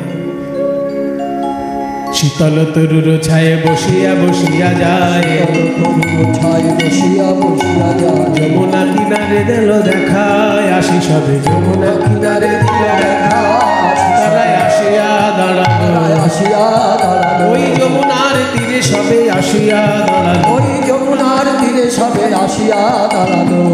যমুনার তীরে সমস্ত গোপী এসেছেন, অষ্টসখী সহকারে রাধারানী এসেছেন বুড়িমাইকে সঙ্গে করে, কিন্তু কোনো নৌকা বা নাবিক কিছু তো দেখতে পাচ্ছি না। বুড়িমা একটু সরে দাঁড়াও দেখি। যেই বুড়িমা সরে দাঁড়িয়েছে, দেখছে দূরে যেন একটা নৌকা দেখা যাচ্ছে, বহু দূরে দূরে দূরে দূরে দূরে। আরে বাবা, তখন থেকে দূরে দূরে করছিস, কি দেখছিস বলবি তো? বলছি বুড়িমা, এত সুন্দর যে আমি বলতেই পারছি না। একখানি তোরি দেখা যায় গো, ও বহু দূরে তোরি দেখা যায় গো, তোরি একবার ভাসে একবার ডুবে মধ্য যমুনায় গো, তোরে একবার ভাসে একবার ডোবে মধ্য যমুনায় গো। দূরে তোরি দেখা যায় গো, দূরে দেখো কি সুন্দর তোরি খানি, একবার চেয়ে দেখো প্রাণ সজনী, সুন্দর তোরি খানি চেয়ে দেখো প্রাণ সজনী। বুড়িমা গো, ওই তরির পানে নয়ন দিলে আর তো নয়ন ফিরানো যায় না, যার তরিখানি এত সুন্দর, জানি না সেই নাবিকার কত সুন্দর, সুন্দর তরিখানি চেয়ে দেখো প্রাণ সজনী। ওই তরির মাঝে অনিল মনি বসে বই খাবায় গো, তোরির মাঝে অনিল মনি বসে বই খাবায় দূরে তোরি দেখা যায় গো, দূরে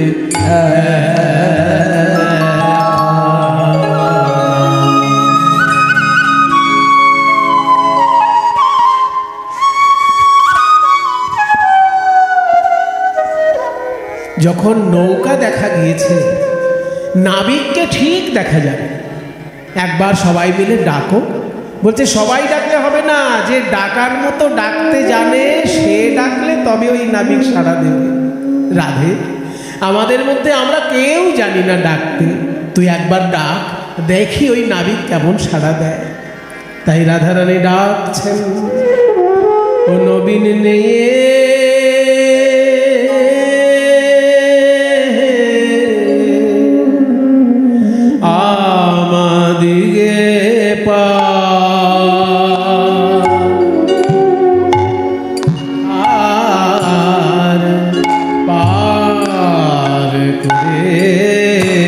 দে ও নবীন দে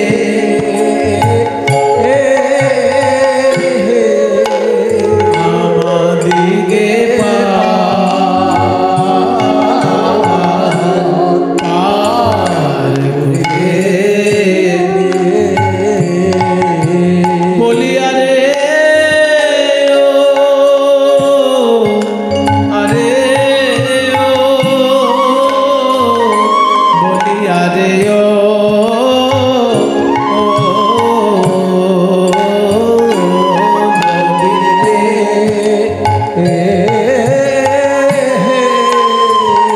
আমরা হলাম অবলা অখলা তাহে আবার অবেলা বেতন চুকাইয়া নে নে কিন্তু মোদের পার করে দে পয়সা নেবে তো নাও নাবি কিন্তু আমাদের পার করে দাও বেলা যে যায় বলো আমরা কি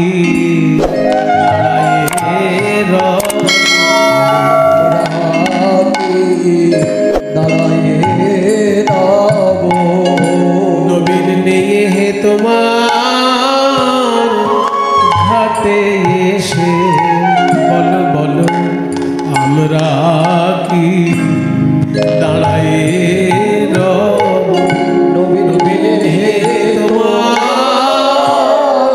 ঘাটে দেখলাম যারা পরে এলো তারা আগে গেল নবীন হে তোমার ঘাটে এসে যারা পরে এলো তারা আগে গেল নবীন নিয়ে তোমার ঘাটে এসে বলো আমরা কোন অপরাধে পড়ে রইলাম হে তোমার ঘাটে এসে আমরা কোন অপরাধে পড়ে রইলাম হে তোমার ঘাটে বলো বলো আমরা কি দাঁড়ায়ে রব ও নবীন নিয়ে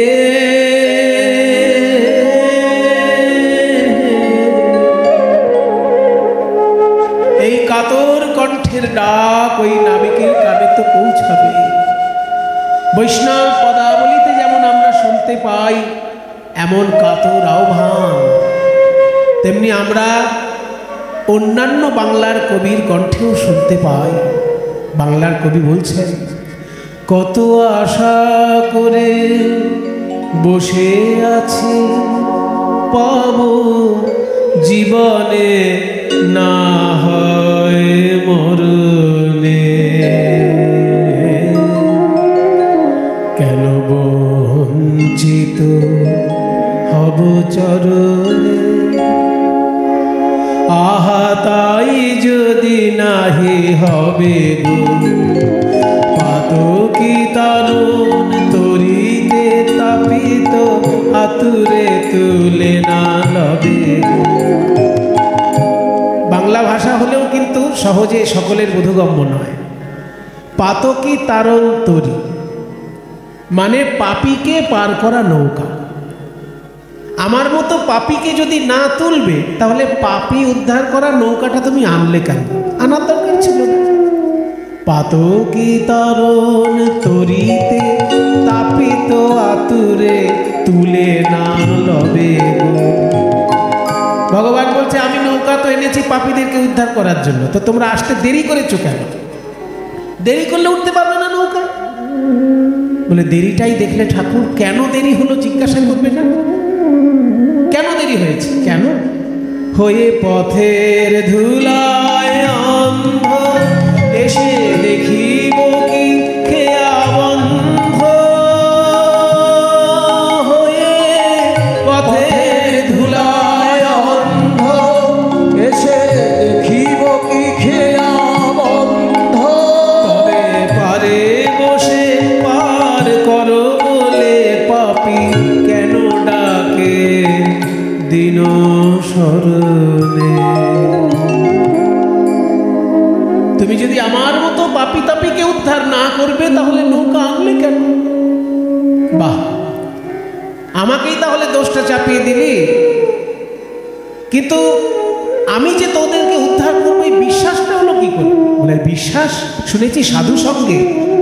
আমি শুনেছি হে দিশাহারি, আমি শুনেছি হে তৃষাহারি, তুমি এনে দাও তারে প্রেম অমৃত তৃষিত যে চাহে বারি। তুমি এমন দয়াময়, কেউ যদি তোমার কাছে জল চায় তুমি জল না দিয়ে তাকে অমৃত দাও। কারণ জল যদি দিয়ে দেওয়া হয় তেষ্টা মিটে গেলে পরে আবার তেষ্টা পাবে, কিন্তু অমৃত এমন যে তৃষ্ণাও আর পাবে না, আজীবন সে আনন্দে থাকবে। তাই কেউ তোমার কাছে জল চাইলে তাকে তুমি প্রেম দাও, অর্থাৎ কেউ যদি তোমার কাছে বিষয় চায় তাকে তুমি প্রেমানন্দ দিয়ে পরিপূর্ণ করে দাও। এনে দাও তারে প্রেম অমৃত তৃষিত যে চাহে বারি, তুমি আপনা হইতে হও আপনার, যার কেহ নাই তুমি আছো তার। আপনা হইতে হও আপনার, যার কেহ নাই তুমি আছো তার। রজনীকান্ত সেন মহাশয় শোনাচ্ছেন আমাদের এই কথা। তুমি আপনা হইতে হও আপনার, যার কেহ নাই তুমি আছো তার। একই সবই মিছে কথা ভাবি সে মারতা, বড় বাজে প্রভু মরমে। কেন বঞ্চিত হব চরণে। কাতর প্রাণে ডাকতে ডাকতে নৌকা একেবারে কাছাকাছি এসে গেছে। নাবিক এবার গোপীদের উদ্দেশ্যে বলছে, কে গো তোমরা? তখন থেকে আমার দিকে তাকিয়ে নানা রকম ইঙ্গিত করে আমাকে ডাকছো। কে তোমরা? ও গো তোমরা কে গো খঞ্জনা নয়নি, ও গো তোমরা কে বলো তোমরা কে, ও গো তোমরা কে গো খঞ্জনা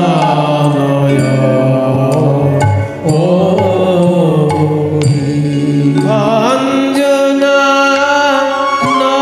নয়নি তোমরা, খঞ্জনা নয়নি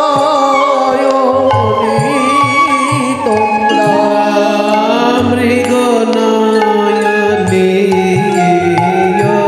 তোমরা, মৃগ নয়নি ওগো তোমরা মৃগ নয়নি, ওগো তোমরা মৃগ খঞ্জনা নয়নি তোমরা মৃগ, খঞ্জনা নয়নি তোমরা মৃগ খঞ্জনা নয়নি তোমরা মৃগ, খঞ্জনা নয়নি তোমরা মৃগ নয়নি গো।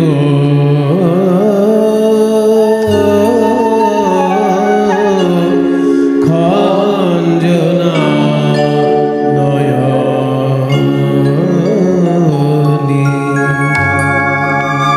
শোনো, তোমরা এক মনে ডাকছো তখন থেকে, তোমাদের দিকে খেয়াল করতে গিয়ে আমার যে নৌকা পাকে পড়ছে, জলের ঘূর্ণি পাকে আমার নৌকা পড়ছে। তোমরা ডাক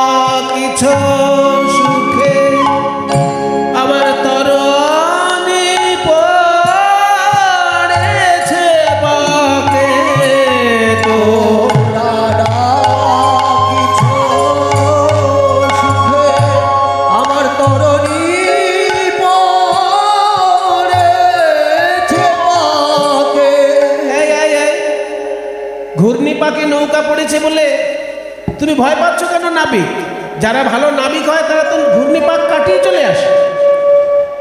রসিকনাগর কৃষ্ণ বলছেন, আমার নৌকা যদি একটা ঘূর্ণিপাকে পড়তো আমি কাটিয়ে তুলতাম, কিন্তু দুই পাকে তরিয়ে পড়েছে, দুই পাকে তরিয়ে পড়েছে।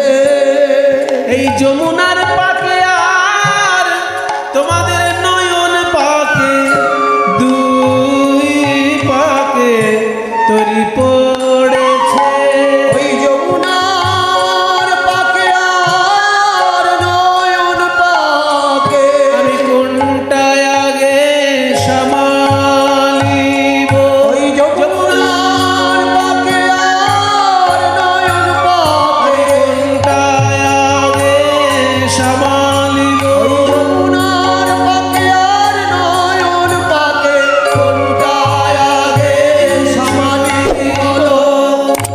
দুই পাকে তরি পড়েছে, এখন আপনা সামালে আগে আনি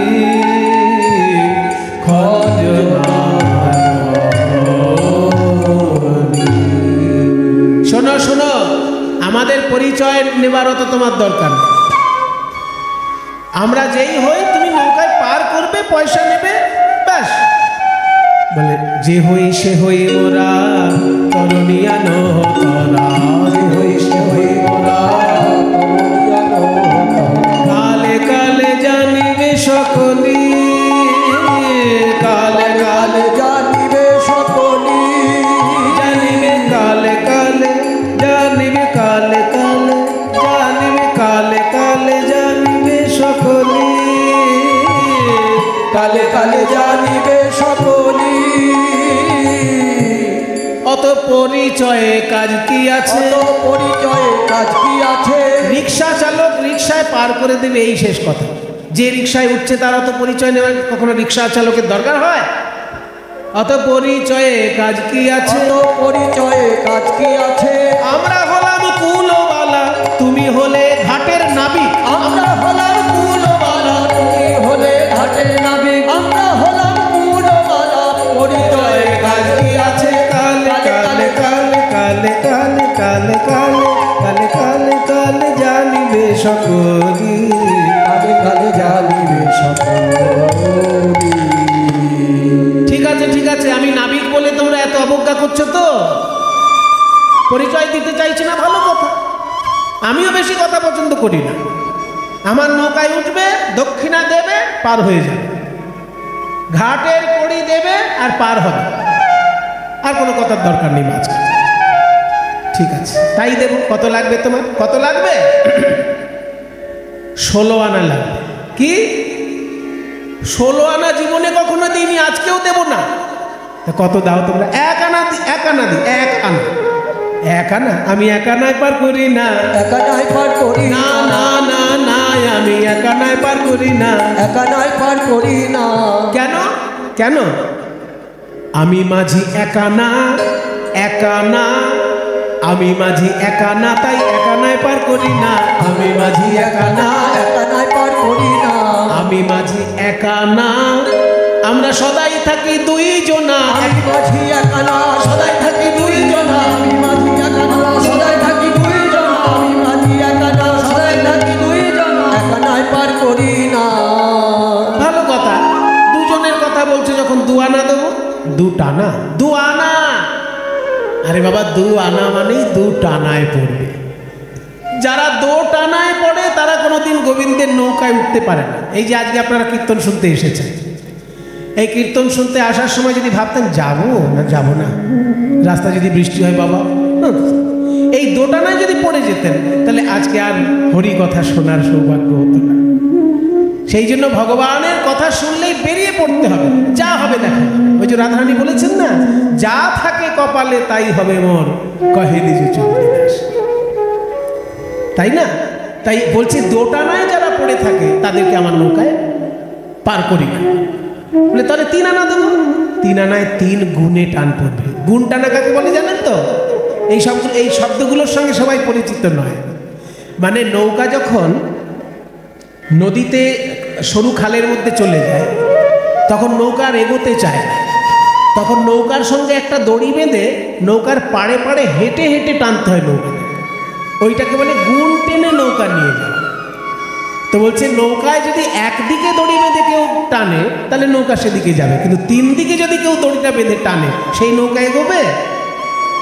তেমনি দেহতত্ত্বের বিচারে আমাদের এই দেহটা একটা নৌকা, এটা তিন দিকে টানছে সবসময়, সত্যগুণ, রজগুণ আর তমগুণ। কখনো কখনো মনে হচ্ছে একটু ধ্যান করলে ভালো হয়, সব কাজ ছেড়ে একটু ধ্যান করি, তখন জানবেন সত্যগুণ আপনার মধ্যে কাজ করছে। কখনো মনে হচ্ছে না একটু ভালো খাই, ভালো পড়ি, ভালো জায়গায় ঘুরতে যাই, জানবেন রজগুণ আপনার মধ্যে কাজ করছে। আর যখন দেখবেন যে কাজকর্ম কিছুই ভালো লাগছে না, শুধু ঘুমোতে ইচ্ছে হচ্ছে, একেবারে আলস্য আর কুড়েমি যেন ঘিরে ধরেছে, জানবেন তমগুণ আপনার ভিতরে কাজ করছে। এই তিন দিকে তিনটে দড়ি টানছে আমাদের এই দেহটাকে, কি করে এই নৌকা এগিয়ে যাবে ভগবানের কাছে। তাই বলছে তিন গুণে টানা পড়বে, এ নৌকা যাবে না। তাহলে চার আনা দেবো, চার আনায় চতুর্বর্গ ফল পাবে না, ধর্ম, অর্থ, কাম, মোক্ষ হবে না। পাঁচ আনা দেবো, পঞ্চকণ্ঠকে বিদ্ধ হবে। ভক্তি জগতে পাঁচটি কাঁটা আছে, মানে পাঁচ রকমের অহংকার যদি আমাদের থাকে আমরা ঠাকুরকে ডাকতে পারবো না। সেই পাঁচটা অহংকার কি কি? জাতি, বিদ্যা, মহত্তঞ্চ, রূপ, যৌবনমেবচ যত্নেন পরিবর্জয়েত ভক্তেস্তু পঞ্চকণ্ঠকা। জাতির অহংকার, আমি ব্রাহ্মণ বা আমি ক্ষত্রিয়, এইরকম যদি জাতির অহংকার থাকে সে এগোতে পারবে না ভগবানের চরণে। ব্রাহ্মণত্ব যদি তার মধ্যে থাকে সেটা খুব মঙ্গল, কিন্তু তাই নিয়ে যদি অহংকার করে কোনোদিন ভগবানকে পাবে না সে। তাই সেটা একটা কাঁটা, জাতি। তারপর বিদ্যার অহংকার, আমি এত পড়াশোনা করেছি, আমার আশেপাশে সব মূর্খ, সারাক্ষণ যদি এরকম মনের মধ্যে চলতে থাকে সে ভগবানকে পাবে না। জাতি, বিদ্যা, মহত্ব। তারপর মহত্বের অহংকার, যেমন মনে করুন আমি একটা পার্টির লিডার, সবাই আমাকে মানে, লক্ষ লক্ষ লোক আমাকে ভোট দেয়, আমি পার্টির লিডার, এই অহংকার যদি থাকে, মহত্বের অহংকার, তাহলেও সে পাবে না। জাতি, বিদ্যা, মহত্ব, রূপ এবং যৌবন, এই পাঁচ রকমের অহংকারের কাঁটায় যদি কেউ খোঁচা খায় সে ভক্তিপথে এগোতে পারবে না। তাই আমি পাঁচ আনায় পার করি না। ঠিক আছে, ছয় আনা দেবো। ছয় আনায় ছয়টি রিপু আছে, কাম, ক্রোধ, লোভ, মোহ, মদ, মাৎসর্য। সাত আনা দেবো, সপ্ত গৌণ রসে বদ্ধ হবে।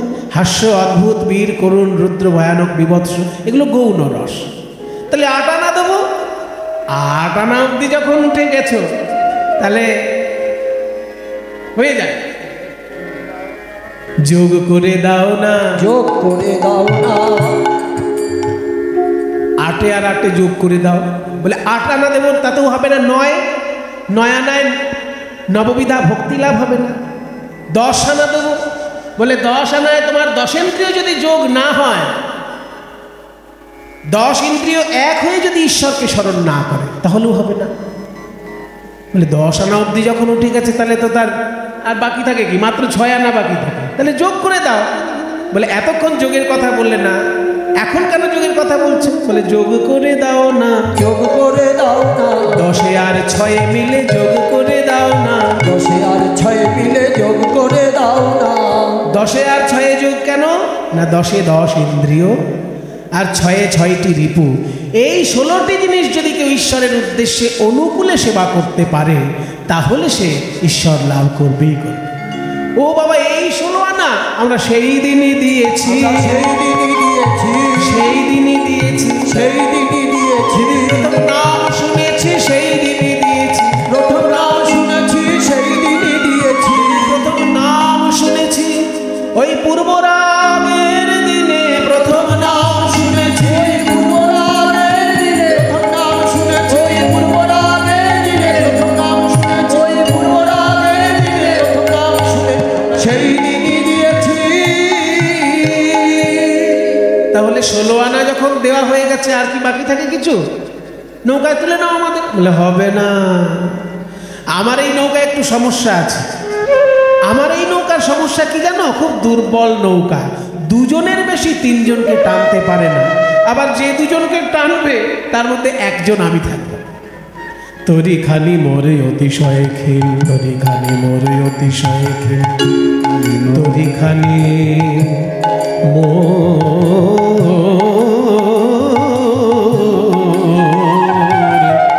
অতিশয় ক্ষীণ।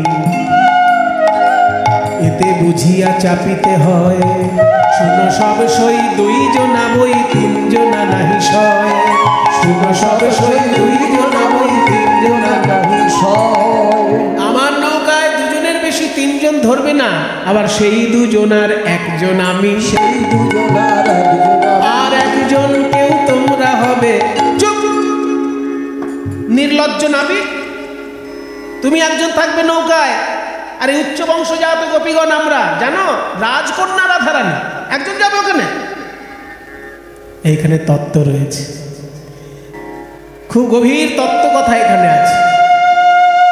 নৌকার মধ্যে দুজনের বেশি কোনোদিন ছিল না, আর ভবিষ্যতেও থাকবে না। এই নৌকাটা হচ্ছে আমাদের দেহ নৌকা, আর এই দেহ নৌকার মধ্যে একজন কাণ্ডারী, একজন যাত্রী। কাণ্ডারী হচ্ছেন পরমাত্মা, আর যাত্রী হচ্ছেন জীবাত্মা।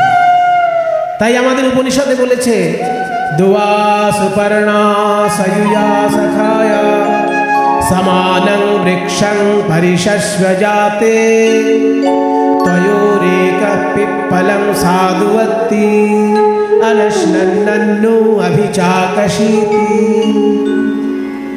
উপনিষদে বলছে দুয়া সুপর্ণা মানে দুটি পাখি, সাজুজা শাখায়া একটাই শাখায় মানে একটাই গাছের ডালে দুটি পাখি বসে আছে। তয়োর একো পিপ্পলাং সাধু অত্তি, তাদের মধ্যে একজন পিপুল ফল, খুব সুস্বাদু পিপুল ফল মন দিয়ে খাচ্ছে। একো পিপ্পলাং সাধু অত্তি, অত্তি মানে খায়।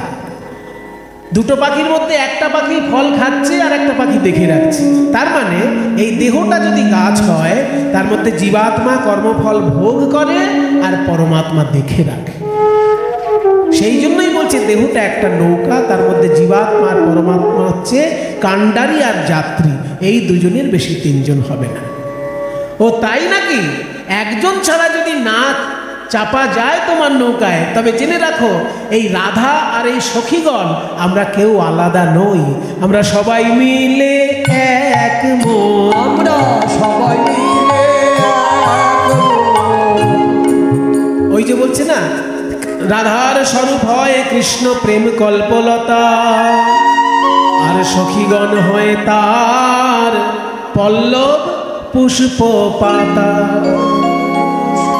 লতা থেকে যেমন পাতাকে আলাদা করা যায় না, তেমনি রাধারানী থেকে সখীগণকেও আলাদা করা যায় না।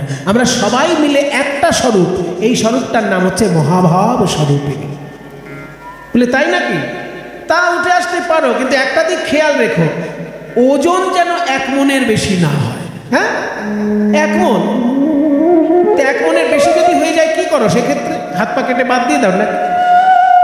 বলছে না, 1 মনের বেশি যদি কেউ হয়, তাহলে আমি তারে শুকাইয়া লই গো, আমি শুকাইয়া লই গো, বিরহের তাপ দিয়ে, বিরহের তাপ দিয়ে একবার দিয়ে দেখা, আর দিনা দেখা, বিরহের তাপ দিয়ে দেখা দিনা দেখা, বিরহের তাপ একবার দিয়ে দেখা দিনা দেখা, বিরহের তাপ একবার দিয়ে দেখা দিনা দেখা, বিরহের তারে আমি শুকাইয়া লই গো। তাহলে 1 মনের বেশি যদি কেউ হয়, তাকে বিরহ তাপ দিয়ে শুকনো করে। আর যদি কেউ 1 মনের কম হয়, বলে 1 মনের কম হলে তাকে রসে পরিপূর্ণ করে নি। যেমন জিলিপি রসে ডোবালেই ভারী হয়ে যায়, ঠিক সেই রকম তারে পুরাইয়া লই গো, পুরাইয়া লই গো, ওই ভক্তি রসে ডুবাইয়ে পুরাইয়া লই গো, ভক্তি রসে ডুবাইয়ে পুরাইয়া লই গো। ভক্তি রসে ডুবিয়ে দিলেই সে পূর্ণ হয়ে যায়। বলে 1 মন হয়েছ তো তোমরা? বলে আমরা সবাই মিলে 1 মন, আমরা সবাই মিলে এই ঘাটে আছি যতজন, আমরা সবাই মিলে 1 মন। ঘাটে আছি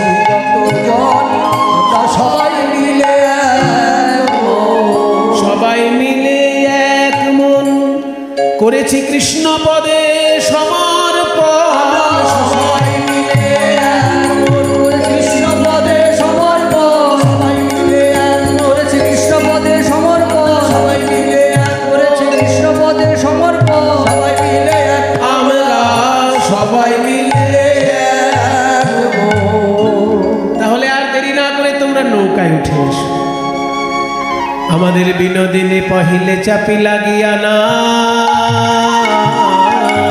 পহিলে চাপি লাগিয়া না, বামেতে ঘোমটা টানি দক্ষিণে ঘোমটা টানি, বামেতে পশরা খানি দক্ষিণে ঘোমটা টানি, গা ধরে বসাইল তাই, গা ধরে বসাইল তাই। বাঁদিকে নিয়েছে পশরা আর ডান দিকে ঘোমটা দিয়ে রায়ধনী নৌকায় উঠছে। যেই না নৌকায় উঠেছেন রাধারানী, পরপর সখীগণ বসেছেন। এবার প্রাণ গোবিন্দ শুরু করলেন নৌকা চালানো। নাও টান দাও, এবার হালে হাল ধরে রাখো আর দাঁড়ে টান দাও। টান মারো মারো টান, হেইয়ো হেইয়ো হেইয়ো, টান মারো হেইয়ো, মারো হেইয়ো, টান মারো হেইয়ো, মারো হেইয়ো, মারো হেইয়ো, মারো হেইয়ো, টান মারো হেইয়ো হেইয়ো হেইয়ো, টান মারো হেইয়ো, হেইয়ো, হেইয়ো। এইবার নৌকা ধীরে ধীরে যমুনার মাঝখানে এসেছে। যেই না যমুনার মাঝখানে এসেছে নৌকা, দাঁড় হাল সবকিছু ছেড়ে দিলেন। কি হে নামি, সব ছেড়ে দিয়ে বসলে কেন? ছেড়ে দিয়ে বসলাম কেন? এই এতজন মিলে একজনের নাম করে এতজন মিলে উঠেছে, আমি একা টানতে পারি?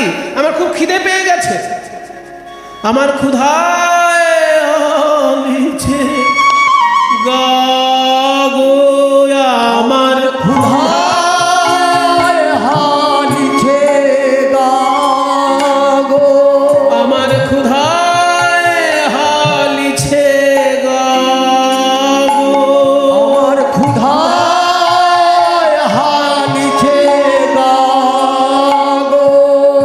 আগে কিছু খেতে চাই, গায়ে বল পাই, কিছু খেতে চাই, গায়ে বল পাই, তবে সে বাহিব না, তবে সে বাহিব না। শুনো শুনো হে নবীন নিয়ে, শুনো শুনো হে নবীন নিয়ে। দেখো তাড়াতাড়ি শোনো, এই নৌকা তাড়াতাড়ি নিয়ে আর না করিও হট, আর হটতা করো না, আর না করিও হট, তরি লাগাও ঝট। আমাদের বিকি কিনি গেল বয়ে, বিকি কিনি গেল বয়ে। তাই যদুনাথ দাস বলছে, যদুনাথ কয় ও দুটি চরণে রাখো হে চরণ নায়, রাখো হে চরণ। দাস যদুনাথে গায় লীলা, দাস যদুনাথে গায়, দিনহীন জেনে ও দুটি চরণে, দিনহীন জেনে ও দুটি চরণে রাখো হে চরণ নায়, রাখো হে চরণ। যখনই এইভাবে নৌকা, গোবিন্দ নৌকা তো আর চালাচ্ছেন না, বলছে আগে খেতে দাও তারপর অন্য কথা। কইরে রাধে, বিক্রি বাটা পরে করবি, প্রাণে বেঁচে থাকলে তবে তো বিক্রি করবি। ওই দধি দুগ্ধের পশরা যা এনেছি সেই নাবিককে এক এক করে খাইয়ে দে। তখন রাধারানী এক এক করে পশরা গোবিন্দকে খাইয়ে দিচ্ছেন। গোবিন্দায় নমঃ, গোবিন্দায় নমঃ, গোবিন্দায় নমঃ। যেই না খাইয়ে দিয়েছেন, পেট ভরে গেছে। এবার এবার যেই পেট ভরে গেছে, গোবিন্দ এবার কি করলেন জানেন? শুয়ে পড়লেন নৌকার মধ্যে। বলছে যখন খাইনি তবু ঠিক আছে, বসে থাকতে পারছিলাম, কিন্তু খেয়েছি যখন, একটু ঘুমিয়ে না নিলে নৌকা আমার চলবে না।